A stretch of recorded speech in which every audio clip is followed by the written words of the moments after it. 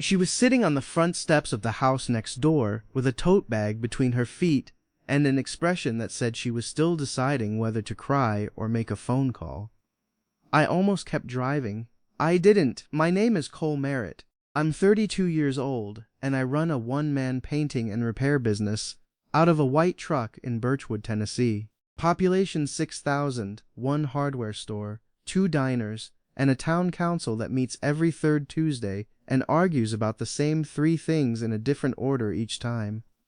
I grew up here, left for 4 years, came back when my uncle left me a property on Sycamore Street. The house I live in is number 11. The house next door is number 13. I'd been renting it out for 3 years to cover the property tax and keep the gutters from going green. Ada Shelby had been my neighbor for 7 months. I pulled into the driveway and cut the engine. She looked up. "The lock's been changed," she said. "What?" "The lock on the front door. Gerald changed it. His guy was here when I got home from school." I got out of the truck. "He can't do that." "He did. Your lease runs through October." "I know that." "Ada," I walked to the steps. "Were you here when he came?" "No. I was at school. I came home and my key didn't work." She looked at the door. "He left a note, said the rent was going up $300 starting next month. He said since I hadn't agreed to it, he was terminating my occupancy." "That's not how any of this works." "I know." She said it quietly. "I called him. He didn't pick up." I looked at the door. The lock was new. Different hardware, different plate. I looked at the window beside it. The blinds were down. I could see the outline of her plants on the sill through the fabric. "Do you have someone you can call?" I said. "Someone you can stay with tonight?" She pressed her lips together. "My sister's in Memphis. It's a 4-hour drive." A pause. "I don't want to ask her." "Why not?" "Because she told me when I moved here that this town was too small and the rent was too cheap and something would go wrong." She said it with no bitterness, just the specific exhaustion of someone who has been right about the wrong things. I don't want to give her that. I looked at her bag, one tote bag, whatever she'd taken to school that morning. "All right," I said. "Come inside." She looked at me. "Cole, I have a spare room. It has a door that locks. You're not sleeping out here. I can find a motel. The nearest motel is 20 minutes out, and it has a mold problem. I know because I painted 3 of the rooms last spring." That made her almost smile. Almost. "Cole, you don't even know me properly. You're my neighbor. Come on." She picked up the tote bag. She stood up slowly, like she was still deciding. Then she followed me to number 11. She stepped inside and stopped. I had been in my house for 3 years, and I had never really looked at it the way she was looking at it now.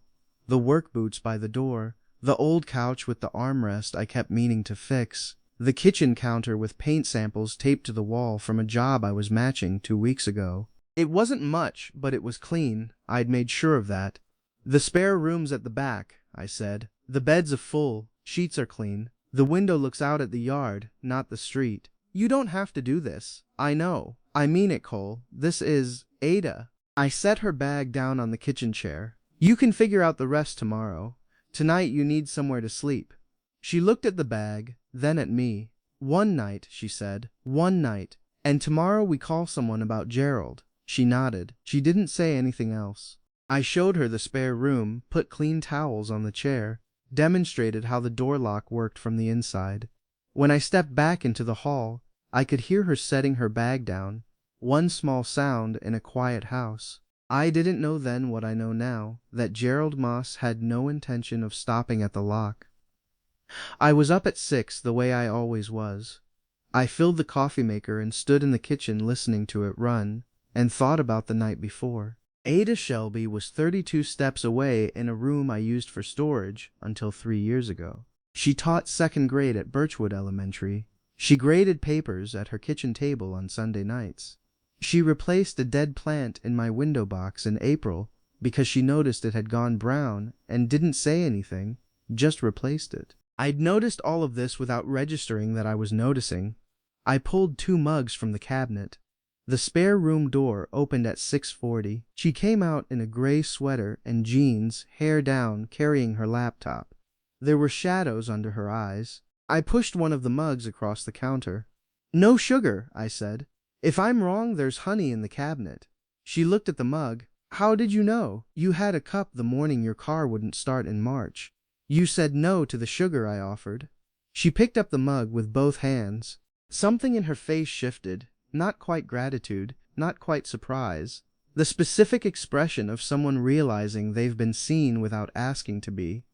Thank you, she said. I made eggs. I didn't ask if she was hungry. I just made them and put a plate in front of her. You don't have to feed me, she said. I was making them anyway. Cole, eat the eggs, Ada. She looked at the plate, then she ate. After breakfast, she opened her laptop and started calling numbers. Rental listings, a tenants' rights hotline, her sister in Memphis. I listened from the other side of the kitchen while I drank my coffee. Her voice was steady the whole time, even when the answers weren't good. I left for work at 7:30. All day, under drop clothes and extension ladders, I thought about her making calls at my kitchen table with that steadiness she put on the outside of a situation she had not asked for. I stopped at the hardware store on the way home. Cole, said James Whitner from behind the counter, not looking up from his invoice. Here you've got a tenant situation. Birchwood, 6,000 people. I hadn't told anyone. How'd you hear that? Gerald stopped in this morning, said he was reclaiming a property on Sycamore. It's not his property, said the tenant had vacated. She hadn't. James looked up. Well, that's a different story. Is he friendly with anyone on the council? James set down his pen. He's on the council, Cole. I bought what I came for and went home. Ada was at the kitchen table, laptop open. The lamp from the spare room had been moved to the counter so she had more light. 3 sticky notes on the edge of her screen. She looked up when I came in. I found a tenants' rights attorney in Nashville, she said. She does free consultations. Good. She said what he did is a textbook wrongful eviction. That's what I said.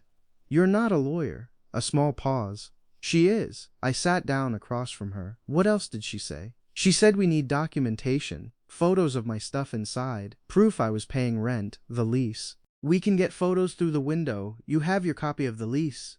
In my bag, she said. I took it to school today. I don't know why. Because you already knew something was wrong. She looked at me. How did you know? You mentioned the rent letter 3 days ago. You were carrying the lease before you had a reason to. She was quiet for a second. I keep everything, she said. Old habit. Good habit, I said. Right now, it matters. I got up and went to the cabinet for my own files, but that wasn't the last time she'd ask it. She stayed 3 nights before the first thing felt different. Not in a way I could have explained, just a quality to the house. Less like I'd been away for a few days and come back to a place that had missed me. More like the place was occupied the way it was supposed to be. 2 mugs, 2 plates, the sound of typing from across the hall at 10 at night when I was reading.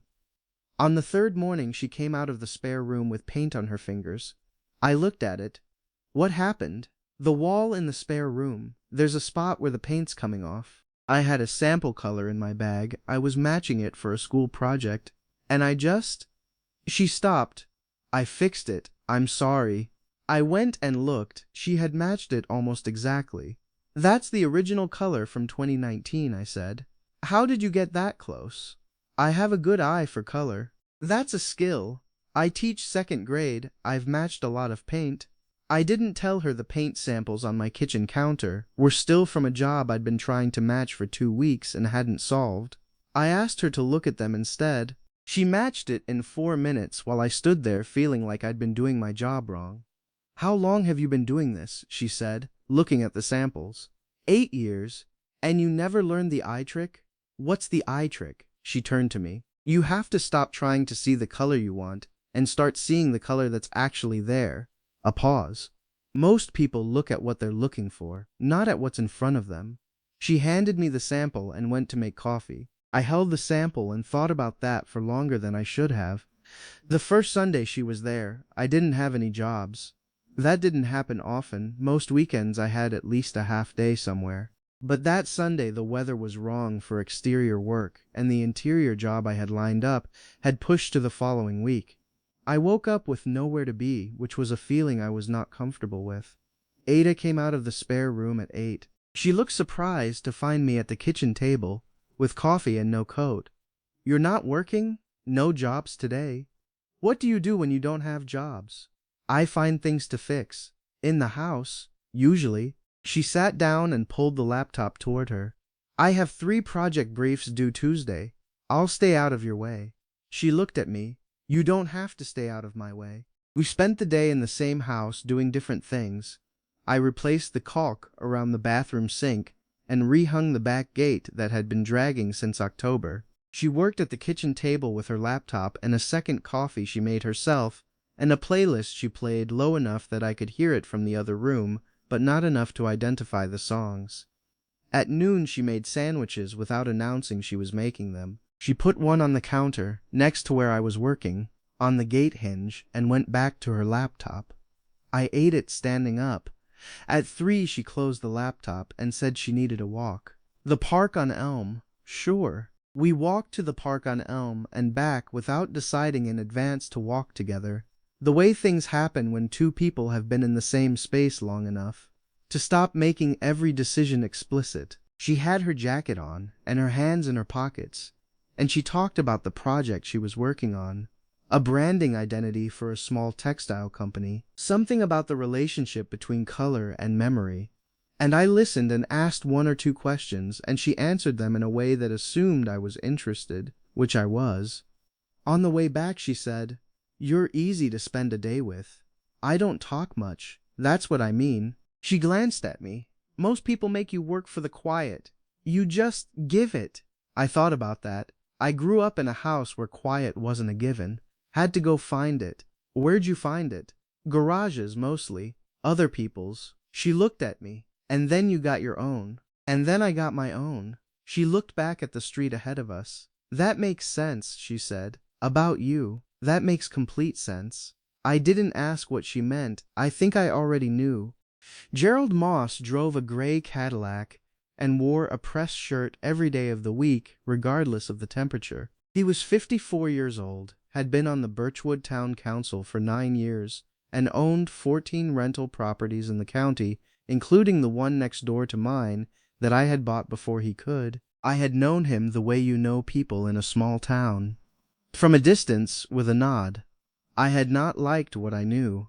He came to my door on a Thursday. "Cole," he smiled, the particular smile of a man who uses politeness the way other people use locks. "Mind if I come in?" "What do you need, Gerald?" I wanted to clear something up, about the young woman at 13.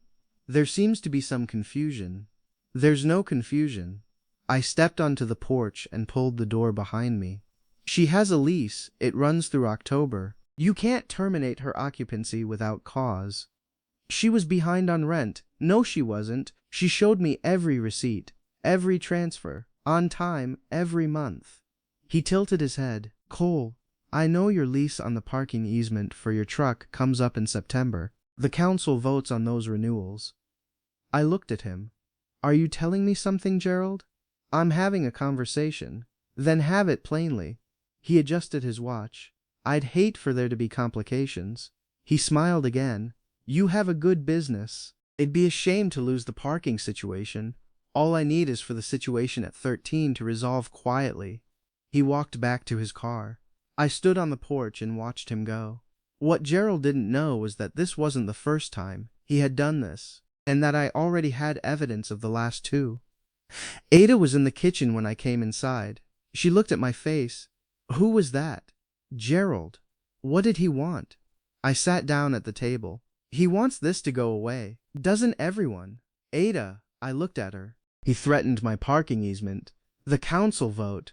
She put down her mug. "Cole, I can't be the reason. You're not the reason. He is.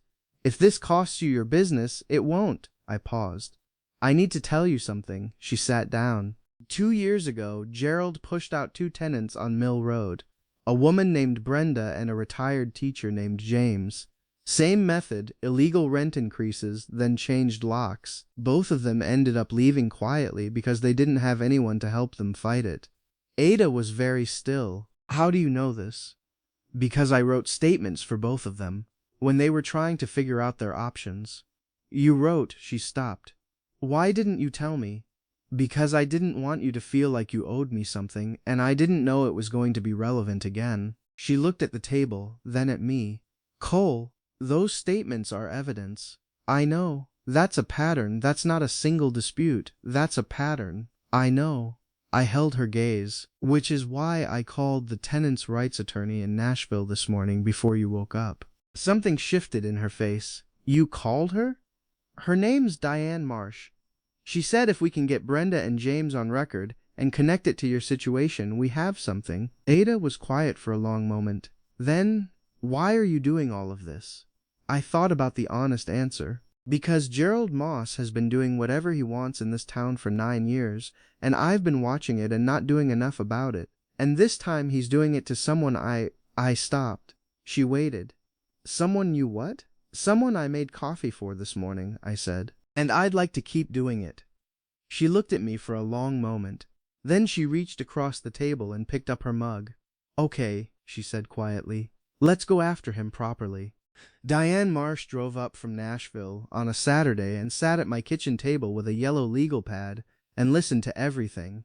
Ada first, then me. Then she called Brenda Scott and James Miller on speakerphone. Brenda cried for about 2 minutes and then composed herself and went through every detail she remembered with the precision of someone who had been holding a story for 2 years waiting for someone to ask for it.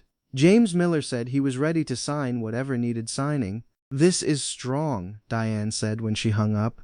She was about 50, reading glasses on a chain, the particular directness of a lawyer who had stopped softening news at some point and hadn't gone back. Gerald's been operating the same playbook. Rent increase notice that doesn't meet the legal requirements.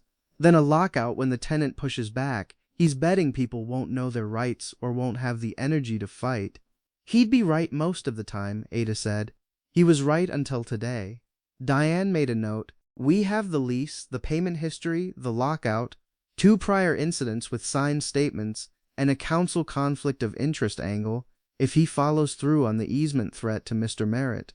She looked at me. Did he make that threat in front of anyone? No, just me. Do you have a security camera on the property? Garage faces the street, I said.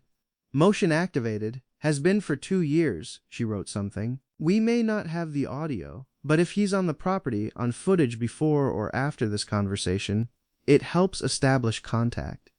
Ada looked at me. I looked at Ada. I'll pull the footage, I said. The car was the first thing. I noticed it on a Wednesday, the clicking sound coming from her front wheel well whenever she turned left. She'd been driving it for 3 days. I heard it when she left for school in the morning and again when she came back in the afternoon. Thursday evening, I waited until she was working at the kitchen table and went out and looked at it. The CV joint was going. Not an emergency, not yet, but within 3 weeks it would be. I had the parts in the garage. I had the time, Friday after 5. I fixed it and didn't say anything. On Saturday morning, she came down to breakfast and said, "My car stopped making that noise." Did it? She looked at me. Cole. The CV joint was going. It would have been a problem in a few weeks. I would have taken it to a shop. I know. I could have paid Ada. I set the coffee mug in front of her. I had the parts. It took me an hour. Drink the coffee. She looked at the mug, then at me. Why do you do things like that without saying anything? What do you mean? The car, the lock, covering her things with the tarp that first night. She paused. You just do things, without making them about you. I sat down across from her. That's how it's supposed to work. She wrapped her hands around the mug. She didn't say anything else about it, but the way she looked at me for the rest of that morning was different than it had been before. The weeks between the meeting with Diane and the hearing were the kind of weeks that have a different texture than normal ones. Ada kept looking for a new place. She told me she didn't want to put all her weight on the outcome of a hearing, but the calls she was making had gotten less urgent. She'd moved the lamp from the spare room to the kitchen counter. She'd put a plant in the window of number 11. Not the spare room window, the kitchen window. I noticed this without saying anything about it. She'd started correcting my paint matches on jobs. I'd text her a photo of a sample and a wall section, and she'd text back a number. the one from the hardware store color wheel, and she'd be right every time. I started relying on it without discussing it. One evening, she came out of the spare room with a piece of paper.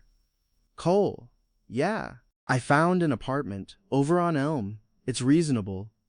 I set down the invoice I was reviewing. When's it available? First of the month. That's before the hearing. I know. She held the paper. I'd still testify. I don't want to assume the hearing goes the way we need it to. I looked at the paper. I looked at the kitchen window where her plant was catching the evening light. Is it what you want? I asked. What do you mean? The apartment on Elm. Is it what you want? She was quiet for a moment. I don't know what I want, she said. That's the honest answer. That's a good enough answer for now, I said. Don't sign anything until after the hearing. She looked at me. Why? Because decisions are easier with more information. She almost said something, then she folded the paper and went back to the spare room. I sat at the table for a while after that, looking at the plant in the window and thinking about the color trick, how you have to stop seeing what you're looking for and start seeing what's actually there.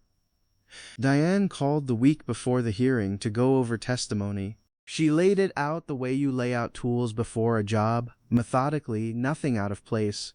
Ada would testify first, the lease terms, the payment history, the day she found the lock changed. I would testify second, the condition of the property, my records as landlord, the security footage. Brenda and James would testify third and fourth, the prior incidents, the pattern. I want to be honest with you, Diane said.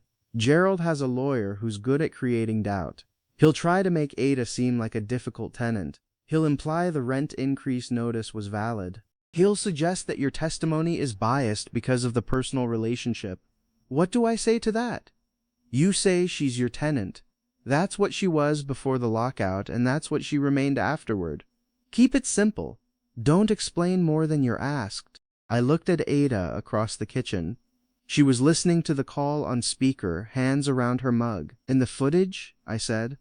The footage is good. It places Gerald at your door the day he made the threat. It won't give us audio, but it establishes contact. Combined with the easement timeline, it's enough to raise the conflict of interest. Ada looked at the table. Will it be enough to win? I can't promise winning, Diane said. I can promise we're going to make him wish he'd left your lock alone. After we hung up, Ada sat with her mug for a long time. Are you scared? I asked. A little. Of Gerald. No. She looked up. Of the part where we walk in there and say what happened and someone decides whether to believe it. I thought about that. That's the part that's supposed to scare you, I said.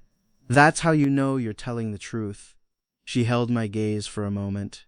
Who told you that? Nobody. Just seemed right. She almost smiled.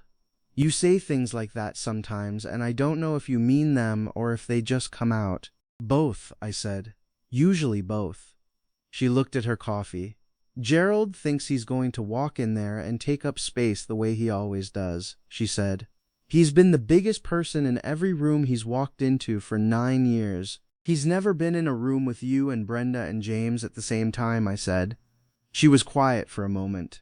Then she nodded once, the specific nod of someone who has just decided something. The hearing was on a Tuesday. Diane had filed with the county court for unlawful eviction and property lockout. Gerald had retained a lawyer, sharp suit, dismissive posture, the tone of someone who expected this to be handled efficiently and forgotten. Brenda Scott sat in the second row with her hands folded in her lap. James Miller sat beside her in the sport coat he described as the one I wear when things matter. Gerald testified that Ada had been in violation of her lease terms. His lawyer produced a notice of rent increase. Diane cross-examined with the date stamps. The notice had been served 2 days before the state-required 30-day minimum.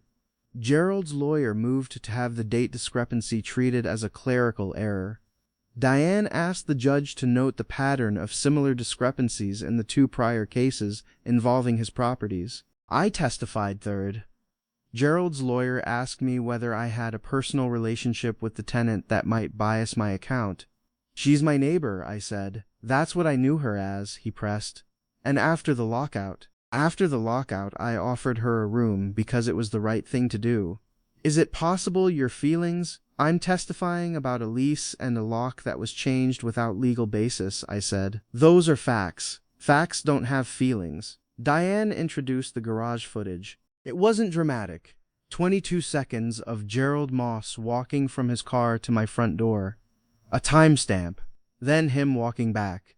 Then a timestamp of Ada calling me that same evening to tell me he'd been there. Diane laid it next to the easement threat testimony quietly, like setting a stone on a table. Not loud, just present. Gerald's lawyer began his closing. He was 3 sentences in when Gerald leaned over and said something in his ear. The lawyer paused. They conferred in low voices. The judge asked them to proceed. Gerald lowered his head. The judge read his decision 11 minutes later. Ada sat completely still until the words registered. Then she put one hand over her mouth. I put my arm around her in the middle of that courtroom and didn't care who was watching. You won, I said. She shook her head.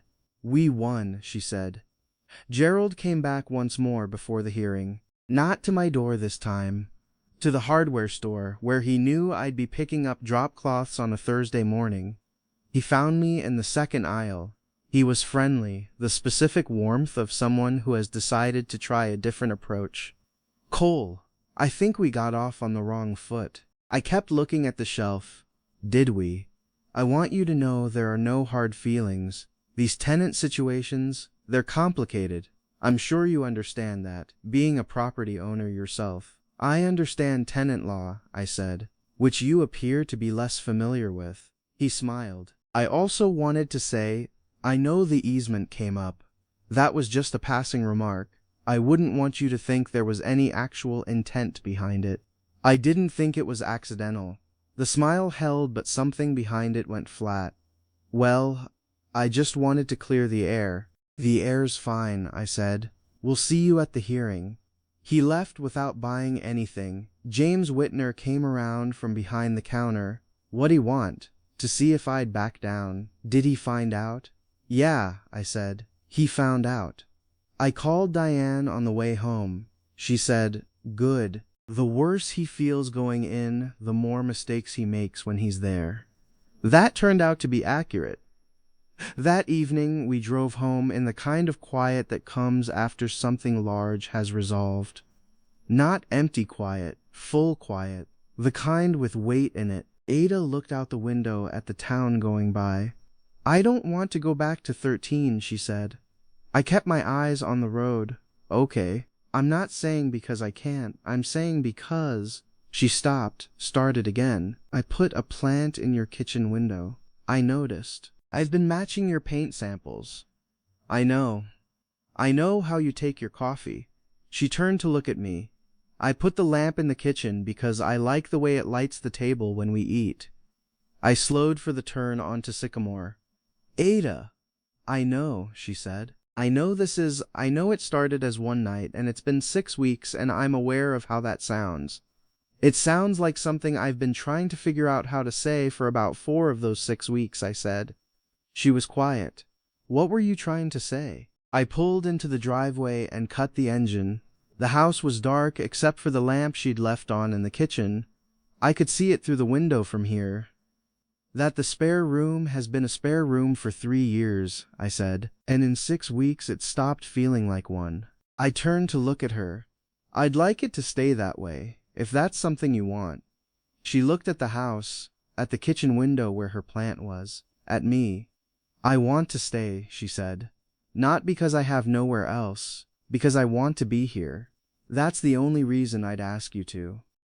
There were 2 conversations in the weeks after the hearing that I have thought about more than any other since. The first was with Brenda Scott, the day she came by with the casserole. She sat at the kitchen table and Ada made coffee, and Brenda looked around the house with the particular look of a woman who sees things quickly and files them. You have a good place here, she said to me. Thank you.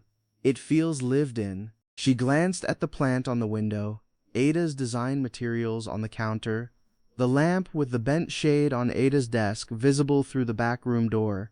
Like more than one person lives here. Ada's been here since July. I know. She picked up her coffee. Gerald pushed me out in February, 2 years ago. I had nowhere to go. I ended up at my daughter's place in Knoxville for 4 months. A pause. If someone had done what you did, offered a room, said it plainly, made the coffee, I don't know. Maybe things would have gone differently. I'm sorry that's what happened. Don't be sorry, she looked at Ada. Just make sure you know what you've got. Ada looked at me. I looked at the table. The second conversation was with Ada, late on the same night. We were at the kitchen table with the remains of the casserole and the lamp making its particular warm shape on the ceiling. She said that to make you say something, Ada told me. What? Brenda, make sure you know what you've got. She was watching your face when she said it. And Ada tilted her head. And you looked at the table. I looked at her. I'm looking at you now. She was quiet for a moment. Yeah, she said, you are. She didn't go back to number 13. We took it slowly, the way you do things when you've learned, both of you, that slow is not the same as uncertain, and that taking time with something is how you make sure it holds. Diane recovered Ada's deposit from Gerald plus damages. Gerald resigned from the council in December. James Miller sent a card that said it's about time in his teacher's handwriting. Brenda Scott came by one afternoon with a casserole and shook my hand for a long time and didn't explain why. She didn't need to. Ada set up a corner of the back room for her design work. The lamp from next door went on her desk, the shade slightly bent from where Gerald's guy had set it down wrong when he was clearing things out. She wouldn't let me replace it. It reminds me of the night it started, she said. Leave it. I left it. In March, she repainted the spare room, a soft green she'd been designing around for a client project. She did it on a Saturday while I was on a job. I came home to wet paint and her sitting on the drop cloth in the middle of the floor, hair back, paint on her forearms, looking at the walls. What do you think? She said. It's good. It's the right color for the light in here. How'd you figure out the right color? She looked up at me. I stopped looking for what I wanted and looked at what was actually there. I sat down on the drop cloth beside her. You've been waiting to use that line. For months. She leaned her head on my shoulder. Worth it, though. In April, we planted lavender in front of the porch. She picked the plant. I dug the wrong way and she stood behind me laughing. You do this for a living. I paint things. I don't plant things.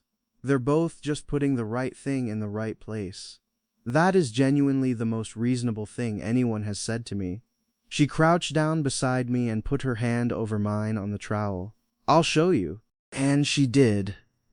She has a key now, her own key, cut at James Whitner's hardware store on a Tuesday afternoon, while he raised an eyebrow and said nothing, which is the Birchwood version of a standing ovation. The house sounds different than it used to. Her keyboard in the mornings, the plant on the kitchen windowsill that she moves toward the light on cloudy days, the coffee she makes better than I do because she pays attention to the ratio in a way I never bothered to. The lamp on her desk with the bent shade that she won't let me fix because some things shouldn't be made to look like they were never broken. I used to think I'd built a quiet life on purpose, that the empty rooms and the solo mornings and the one mug were a choice I'd made because it suited me. And maybe they were, but sometimes what you've built to keep things out is really just what you built before the right thing came along. She was sitting on the front steps with a tote bag and nowhere to go. I almost kept driving. The lock's been changed, she said. Come in, I said. And from the moment she walked through that door, nothing in the house was ever quiet in the same way again.